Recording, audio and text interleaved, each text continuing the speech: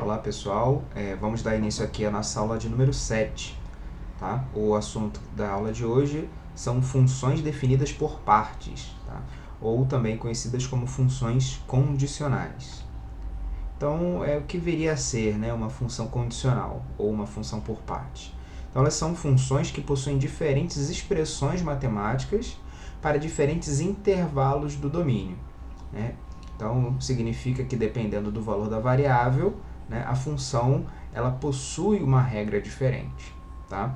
Então, a gente coloca aqui, né, a forma genérica de uma função condicional. Então, eu tenho a função f e ela vai ter uma lei de formação, né, uma lei de formação 1 para o intervalo 1, uma lei de formação 2 para o intervalo 2, uma lei de formação 3 para o intervalo 3, e assim sucessivamente até você pegar todo o intervalo do domínio dessa função. Tá? Essa função pode ser definida em todos os reais ou ela pode ser definida só numa parte, tá bem? Mas é importante, né, que tenha uma expressão para cada parte do domínio dessa função. Então, a função condicional assim, mais famosa é o que a gente chama de função módulo de x ou função valor absoluto. Né? O que essa função módulo de x ela retorna? Né? Ela retorna justamente o módulo de um número qualquer. Então, pensa comigo o seguinte, pensa no número 3. Né? Qual é o módulo do 3? É o próprio 3. Né? Agora, quem é o módulo do menos 3? O módulo do menos 3 é 3 também. Né? A gente costuma falar de maneira informal que você pega apenas a parte positiva, né? Mas, rigorosamente falando, o que a gente está fazendo? Se um número ele é positivo, então o módulo é o próprio número. O módulo de 3 é 3, o módulo de 5 é 5, o módulo de 8 é 8. Tá? Então é a distância daquele ponto até a origem. Né? E se esse número é negativo, então o módulo vai ser menos ele, ou seja, você vai meio que pegar o sinal negativo e multiplicar pelo sinal do número que já é negativo. Tá? Então, o módulo do menos 3 vai ser 3, né? Porque é menos o menos 3. O módulo do menos 5 vai ser o 5 e assim sucessivamente. Tá? Então, essa função modular que a gente fala, né? Ela é uma função que ela tem um bico aqui, tá? Ela tem uma mudança brusca, tá? de direção. Uma outra função que vocês já viram também na aula de equações modulares, né, com o professor Matheus, então foi essa função aí, tá? Então a função módulo de x menos 2 mais módulo de x mais 4, né?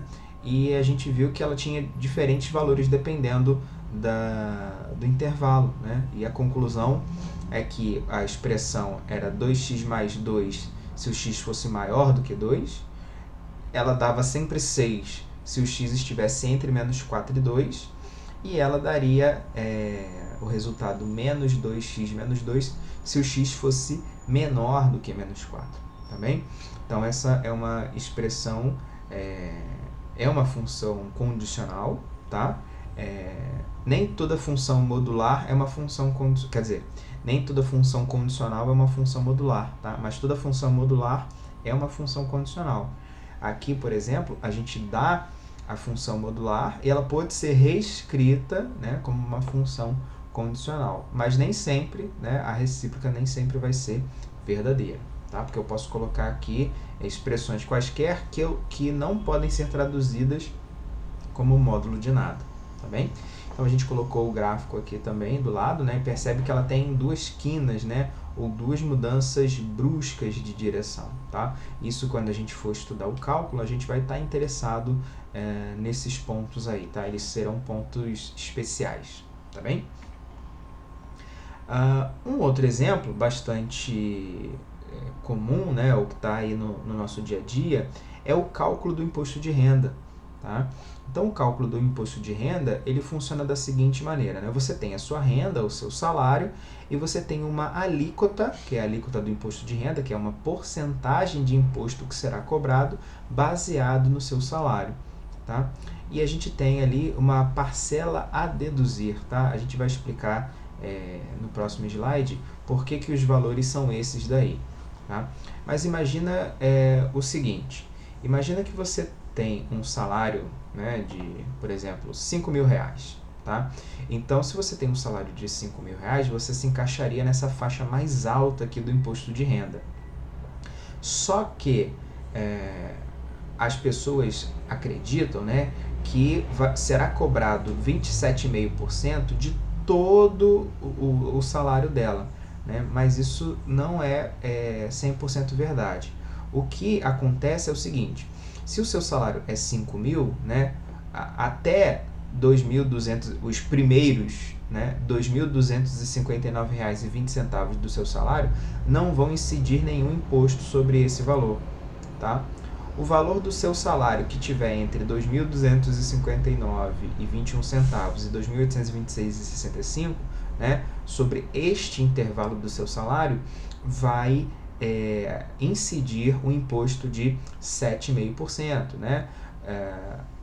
A parte do seu salário que tiver na faixa de 15% vai incidir 15% sobre aquele pedaço do seu salário, né? E os 27,5% vão incidir apenas, né, sobre a parte do seu salário que ultrapasse os R$ 4.664,68. Tá bem? Essa tabela aqui eu acredito que esteja atualizada, tá?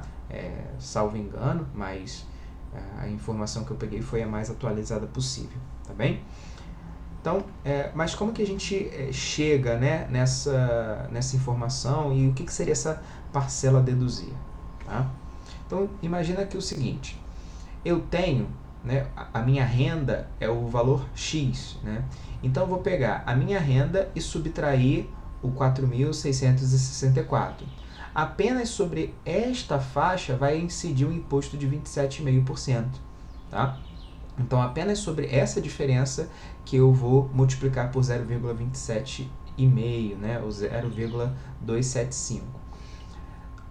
Aquela faixa de 22,5 é que vai de 3.751 a 4.664. Então, eu faço esta diferença aqui e multiplico por 22,5%. Assim como a faixa que vai de 2.826 a 3.751, né, sobre esta faixa vai incidir um imposto de 15%, e sobre aquela primeira faixa, né, de 2.259 a 2.826, sobre essa faixa vai incidir o imposto de 7,5%. E obviamente, né, que para valores abaixo de 2.259 não incide imposto de renda, tá? Então, é como se fosse, né, fazendo aqui as diferenças, sobre R$ 567,45, né, vai incidir o imposto de 7,5%.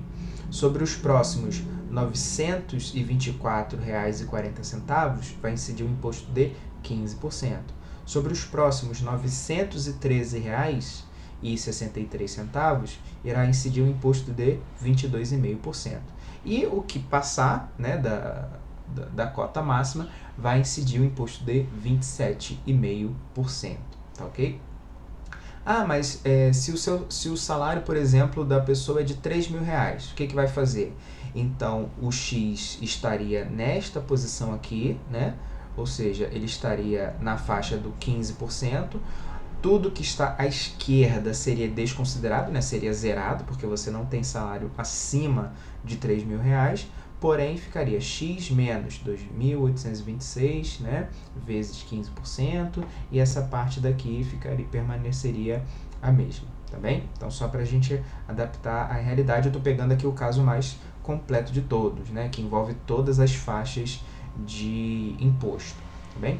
Então, fazendo aqui as contas, né, a gente percebe que o desenvolvimento dessa expressão, ao final, vai ficar o quê? Eu tenho as constantes, que elas não vão mudar, né, dependendo contanto que o seu salário seja maior do que R$ 4.600, tá? Depois eu faço aqui a distributiva e percebe que a partir dessa subtração, né, o resultado ficou um valor negativo, ou seja, esses R$ 896 é o que é chamado na tabela de parcela a deduzir, tá? Então, em última análise, né, o que a gente faz na nossa fórmula? Eu calculo 27,5% sobre o salário todo, porém eu desconto do imposto a pagar os R$ 896, que seriam referentes a toda essa conta, né, de você calcular o imposto sobre cada uma das faixas salariais, tá bem? Então, isso, para quem não está prestando muita atenção, né, pode sugerir a ideia de que você cobra o imposto sobre o salário todo, né? Mas, na verdade, você cobra alíquotas diferentes sobre partes do seu salário. Porque pode causar também a falsa sensação o seguinte, né? A pessoa que está ali na iminência a pessoa ganha R$ 3.751, aí ela paga 15%. Aí ela pensa assim, então não vale a pena ganhar 3.800, porque eu teria que pagar 22,5%, eu passaria para a faixa subsequente, né? Então a pessoa acha que passando para a faixa subsequente ela vai pagar muito mais imposto, mas isso não é verdade, porque ela só vai pagar o imposto referente a cada faixa, tá bem? Então essa acaba sendo uma função contínua, tá? Se a gente fizesse, né, o cálculo para salários nas outras faixas, nós acharíamos as parcelas a deduzir, né, conforme a tabela aí que está nos mostrando, tá bem? Bem, se eu fosse reescrever a função imposto de renda como uma função condicional, né, então ela teria mais ou menos essa cara. Então, a F-renda é uma função que, dada a renda da pessoa, retorna o imposto que ela tem que pagar, tá ok? Então, se a renda dela é menor do que R$ 2.259, ela paga R$0, né? Se a renda dela está entre 2.259 e 2.826, ela vai pagar o quê? 7,5% sobre a renda, né, menos aquela parcela a deduzir, tá bom? Para poder fazer a compensação das faixas salariais. E assim sucessivamente, tá? Até o último caso, né, que se ela tem uma renda maior do que R$ 4.664, né, ela vai pagar 27,5% sobre a renda, mas desconta-se, né, aqueles 896 para que haja essa compensação, tá bem? Então é um exemplo aí da nossa vida, né, da vida real, em que a gente tem uma função condicional, né, e é importante que a gente entenda bem como que ela funciona, né, e cada um dos termos dessa função. Outra forma da gente ver isso, né, é o mesmo exemplo numérico, mas aplicado num contexto diferente, né? Então, se eu quisesse programar, né, em linguagem de programação, como é que seria uma função condicional, né? Ela aparece bastante nos ifs, né? If, elif e else, que são componentes, né, que aparecem na programação, que vem justamente para dar essa ideia de condição, tá? Então aqui é uma linguagem Python, né, seria uma função que calcularia, dada a renda, ela calcula o imposto a ser pago, tá? Então percebe que se a renda é menor ou igual que 2.259, então retorna 0, né? Aí o elif seria, né, caso contrário, porém ainda menor do que 2.826. Aí ele coloca vários elifs, né? E o else é aquele, no caso, que seria maior que 4.664,68, tá bem? Então a gente utiliza bastante aí na programação de computadores as funções condicionais, né? Porque dada uma condição, né, o programa ele tem que usar uma fórmula diferente para calcular, tá bem? Então, aqui mais alguns exemplos, né? A gente tem a função g de x, que ela é uma função condicional, tá? E ela pede para a gente calcular o g de 0, o g de 2 e o g de 5. Como que eu faço para poder calcular esses valores? Então, no caso do g de 0, eu vou verificar a condição, né? Em qual situação o 0 se encaixa. Ele estaria na primeira condição, porque ele é menor do que 1. Tá? Então, eu vou usar a fórmula 3x. tá? Então, como x vale 0, então o resultado, né, da imagem vai ser 3 vezes 0 igual a 0. No caso do 2, perceba que ele está na segunda condição, tá? Porque ele está entre 1 e 4.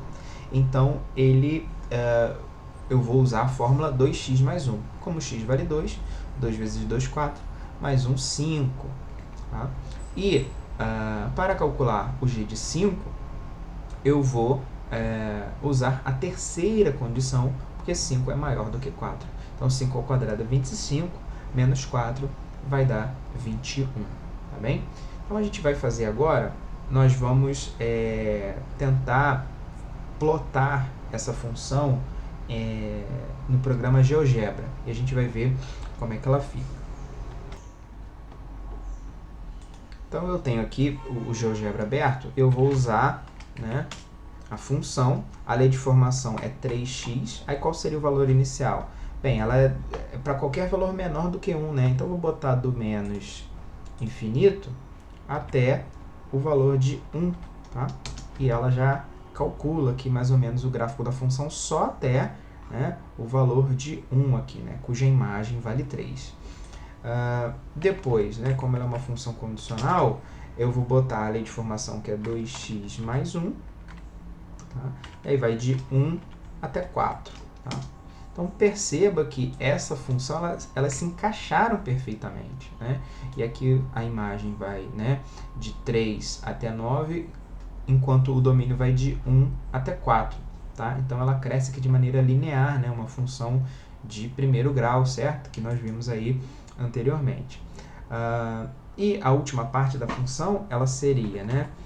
Vamos colocar aqui x ao quadrado menos 4, tá? E o valor inicial seria 4, né? E o valor final seria infinito, tá? Então, a gente coloca aqui, né? Mas eu coloquei, mas não apareceu, né? Então, na verdade, o que acontece é que você tem ela aparece aqui, né? Então, esse espaço aqui, esse gap que a gente chama, né? Ela é uma descontinuidade. Então, perceba que essa função como um todo, né? Essa função como um todo, ela é uma função descontínua, tá? Da primeira para a segunda, né, lei de formação, ela é contínua porque elas se encontram ali no mesmo ponto. Agora, da segunda para a terceira expressão, aí ela é descontínua, tá bem?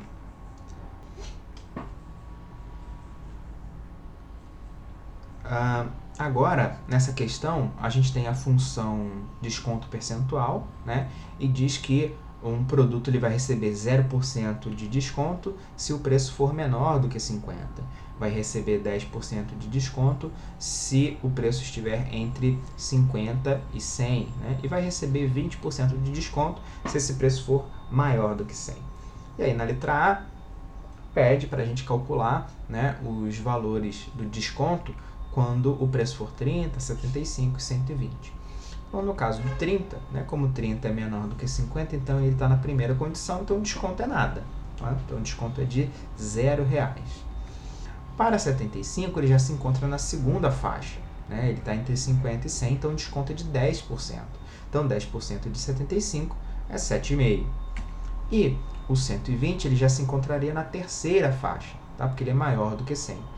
Então, ele tem 20% ali de desconto, né? 20% de 120 daria R$24, tá bem? E na letra B, ele pede para você calcular, né, qual seria o valor final, tá? Já de um produto que inicialmente custa R$150. Então, se ele custa R$150, ele se encontra na terceira faixa, né, na terceira condição. E então será aplicado um desconto de R$20, tá? Esse desconto de R$20, esse desconto de 20%, né, seria o equivalente a R$30, tá bem? Então, o valor final seria, né, 120, né, porque é 150 menos os R$30 de desconto, tá bem? A gente poderia fazer direto multiplicando, ao invés de 0,20 por 0,80, né? Porque você já calcula se o desconto é de 20, então você cai para 80% do valor original. Então, se a gente multiplicasse por 0,80, já encontraria o 120 também de primeira, tá? Essa questão ela é interessante porque a gente vai construir o gráfico do valor final já, tá? Dependendo do preço do produto, tá bem? Vamos construir? Então, a gente tem aqui a nossa função que vai retornar o seguinte, né? Se eu não tenho desconto nenhum até R$50, né? Então, o valor do produto final vai ser igualzinho a ele inicial, certo? Então, essa é a função identidade, tá? Então, se o produto custa R$40, sem desconto nenhum, ele vai custar no final R$40.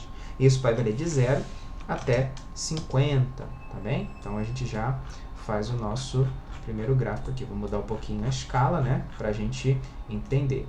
Então, como não tem desconto nenhum, né, o valor final vai ser igual ao valor inicial, função identidade. Se agora ele está entre 50 e 100 reais, você tem um desconto de 10%, ou seja, é 0,9 vezes o valor do produto, tá? Isso representa um desconto de 10%. Isso se o produto, né, se as suas compras foram entre 50 e 100 reais. Percebe ali que já tem uma descontinuidade, certo? Já tem uma descontinuidade. A gente vai analisar já essa descontinuidade. E a última parte seria o quê? Seria um desconto de 20%, ou seja, 0,8 vezes x, né? Para valores acima de 100 reais. Então, eu vou botar de 100 até infinito, né? Mas, como a gente está fazendo uma análise, eu poderia colocar um valor qualquer ali, tá? Então, ok. Então, percebe que tem um outro gap maior ainda, tá? O que isso significaria, né? Vamos pensar aqui. Isso até causa um pouco um senso de injustiça, né? Mas vamos ver aqui os valores, né, de A e os valores de B. O que acontece aqui é o seguinte, que uma pessoa que paga, né, vamos supor, R$49, faz R$49 em compras,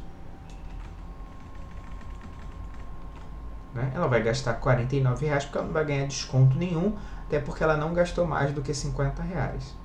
Agora, né, olha que situação curiosa, né? Se o cara gastou, por exemplo, R$52, então ele tem direito ao desconto de 10%. E aí o valor final da sua compra fica R$46,80.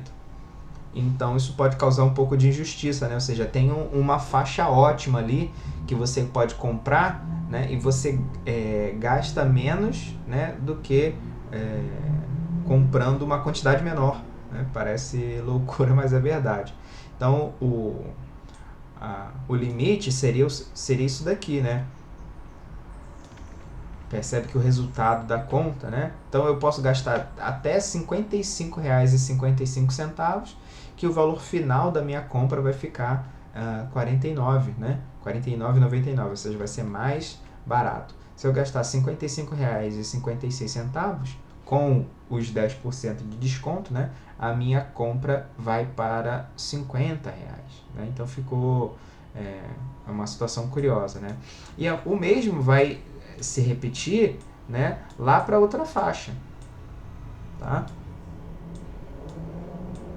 Então eu vou botar o B aqui e vou fazer aqui, pronto, o C.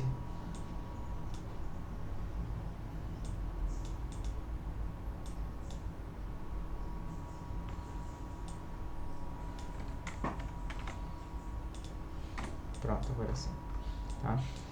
Então, o que acontece aqui com o ponto C, né? Aqui, por exemplo, o que está acontecendo? A pessoa, né, ela comprou vou botar aqui R$98, né, em produtos, mas com os 10% de desconto, ela está caindo para R$88,20, né? Agora, já esse cidadão aqui, gastou, por exemplo, R$105, né? Ou R$104,20, não tem problema, tá? R$104,20 em produtos. Mas como ele já está numa faixa, né, onde o desconto é maior, sobre essa parte incide um desconto de 20%. Então, por mais que ela tenha pego, né, R$104 em produtos, o valor final da conta dela está dando R$83, né, menor do que os R$88 de uma pessoa que só pegou, né, R$98 em produtos. Tá? Então, essa descontinuidade aqui na vida real, né, nesse contexto que a gente está trabalhando, ela gera uma situação curiosa. Né? Então, existe uma faixa ali de preço em que a pessoa ela pode pegar até uma quantidade maior de produtos e mesmo assim ela vai pagar menos do que se pegasse uma quantidade menor de produtos. Né? Bem curioso aí esse exemplo. Tá? Em algumas situações, é um exemplo bem plausível. Né? A gente já, se você pesquisar bem, né, tem esse tipo de promoções aí que as empresas fazem. Né? Então, a gente sabendo que existe uma descontinuidade aí nessa função, a gente pode calcular lá rapidinho, né, qual que é a faixa boa ali para a gente estar comprando os nossos produtos. Bem, existe um outro exemplo aqui, né, onde ele pede nessas duas questões para a gente mostrar que ela é contínua em todo o seu domínio. Né? E aqui a gente poderia fazer uma breve análise. A função x² ela é contínua sempre, né? E a função raiz de x ela é sempre contínua para valores positivos. Ok, então elas separadamente não tem problema nenhum. A única coisa que eu precisaria avaliar é se elas se conectam. Então eu teria que calcular se x² é igual a raiz quadrada de x quando x vale 1. E é verdade, né? Porque 1 ao quadrado vale 1, né? E raiz quadrada de 1 vale 1 também. Da mesma forma que o seno de x e o cosseno de x, funções trigonométricas, elas são funções distintas, porém elas têm o mesmo valor no ângulo de 45 graus, né? Que é o π/4 radianos. Então elas vão se conectar. Então a função seno é sempre contínua, a função cosseno é sempre contínua, mas como há essa mudança, né, essa mudança ocorre justamente no ponto em que elas têm o mesmo valor. Né? Então, elas não serão descontínuas em nenhum ponto. Tá? Então, a gente vai fazer também o gráfico para poder observar isso daí. Então, a gente tem, né, no primeiro caso, eu tenho a função x², que ela vale para x menor do que 1. Tá? Então, eu vou botar de menos infinito, né? Menos infinito, até 1. Tá? Então, ela fica com esse aspecto. Tá? E, a partir do 1, a lei muda, né? Ela vira a raiz quadrada de x, que vai de 1 até o infinito, certo? Então, vai de 1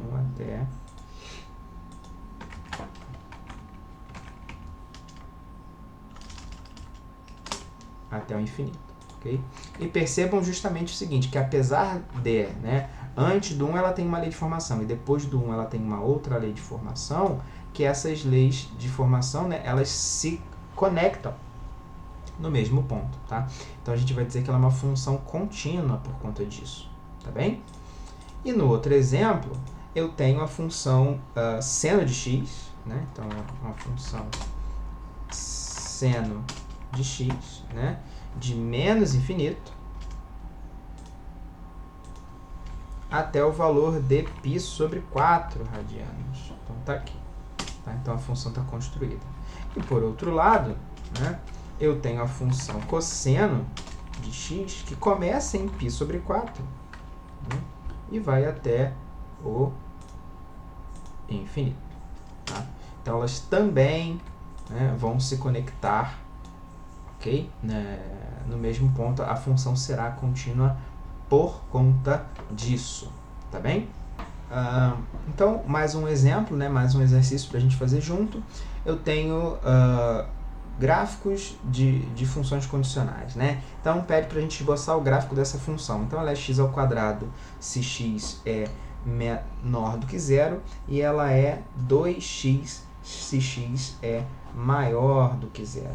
Então, vamos fazer o gráfico dela e pede para que você identifique o ponto em que as duas partes da função se encontram. Provavelmente, né, a abscissa vai ser o x igual a zero, né, E aí, na primeira expressão, seria 0 ao quadrado vai dar 0, e na segunda expressão, 2 vezes 0 vai dar 0. Então, a abscissa é 0 e a ordenada é 0, tá? Então, elas vão se encontrar no ponto 0, 0. Elas vão se encontrar na origem do sistema, tá bem? Mas vamos olhar o gráfico para ver como é que fica. Então, eu tenho aqui uma função que ela vai ser x ao quadrado menor do que 0, tá? Então, eu vou botar aqui de menos 100, tá? Para não ficar botando menos infinito, até 0, ok? Para a gente aqui é o suficiente. E função que vai, a lei de formação é 2x do 0 em diante, tá? Então, eu vou botar até o 100 positivo, ok?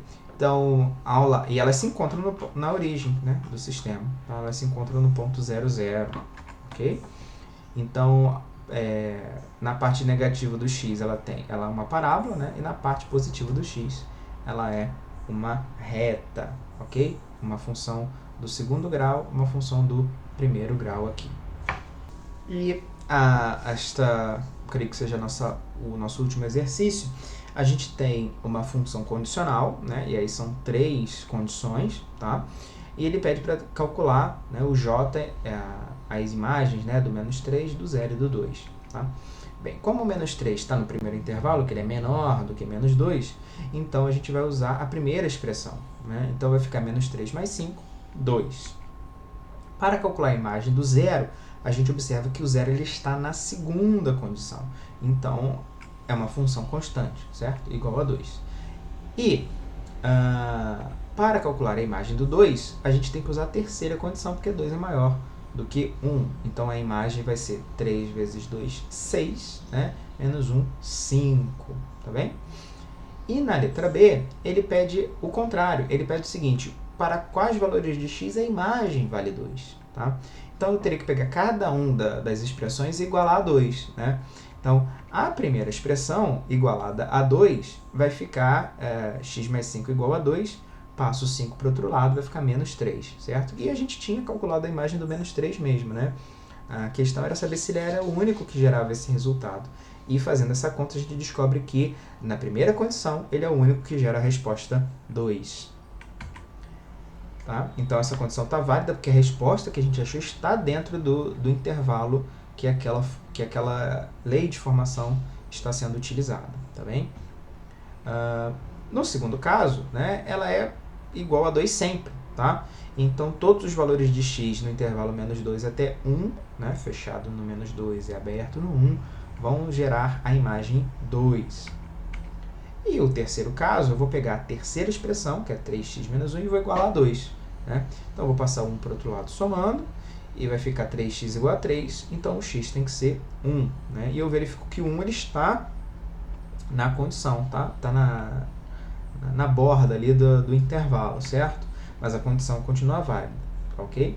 Então, a conclusão, né, é que existem infinitos valores de x, né, mas a resposta seria o menos 3, o 1 e o intervalo entre menos 2 e 1, ok? Então, seria do menos 2 até o 1, né, fechado nos dois, porque o 1 fecha por conta da terceira condição, e, além disso, né, o menos 3 também fora desse intervalo aí, tá bem?